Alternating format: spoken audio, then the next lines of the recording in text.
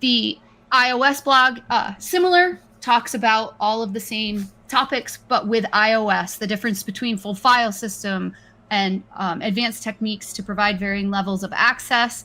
The main takeaway is that the available evidence depends on the encryption class, the device state, and the chosen method. So investigators must adapt their approach to each case. Well, I mean, this is really foundational stuff. And I'm happy that Mattia, and you know Mattia Epifani, he's from Italy, really well-known examiner. Actually, I had the pleasure of meeting him this year, at the beginning of the year, in the Netherlands for one of the conferences there. And this is foundational stuff that you need to know, right? Yes. Most examiners, you tell them, well, what's the difference between an AFU and a BFU? And they'll tell you, well, you get less on the BFU. Mm-hmm. What does that even mean? Less of what? And of how much less of? Like, what does that mean, right? Right. And something as like he explained in the blog, right? Between credential encrypted storage and not, right? Is the difference that, for example, between if your phone rings and you haven't logged into it after you turn it on, well, it will ring, but the screen won't tell you who's calling. Versus, yeah, I logged in once, it's locked, and now it rings, it will tell me who is actually calling. The name is going to show up. But why is that, right? Well, their phones are into different states, right? One is before you logged in, and the other one's after you logged in. And different of these encrypted storage spaces have different levels of permission and access to data depending on what the state of that phone is. These are things we need to understand. Why? Because they will inform how we process and deal with phones in those states. And not only that, when it's time to you to explain this stuff at court, if you're in the criminal sector, or you have to explain something in regards to user intent in a civil procedure, then you actually know what you're talking about. Right. But just saying, well, it's more and the other one has less, that doesn't really tell us much of anything.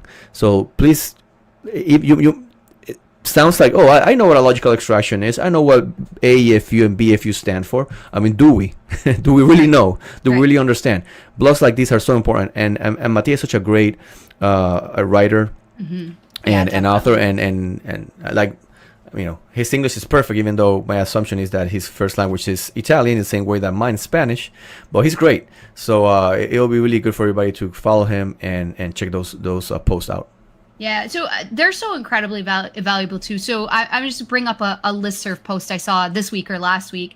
Someone was raising, had a question because there was a courtroom challenge to one of their cases. And it was related to the type of extraction they performed on the device. They did an AFU extraction, it sounds like, because they didn't have the PIN code to the device to get the full file system. And whoever the opposing counsel was raising the issue that instead of doing an AFU extraction, you should have done a selective logical extraction with Celebrite.